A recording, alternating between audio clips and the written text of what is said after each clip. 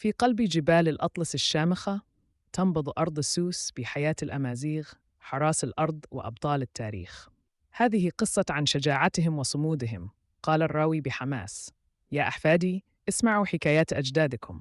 كانوا أسوداً يدافعون عن أرضهم وشرفهم، لم يرضخوا لغاصب ولم يستسلموا لظالم. الجدة فاطمة قالت بحكمة.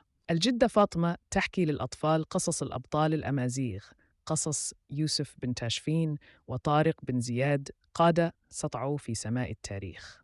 على مر العصور واجه الأمازيغ تحديات جمة، دافعوا عن أرضهم ضد الرومان والوندال والبرتغاليين والفرنسيين.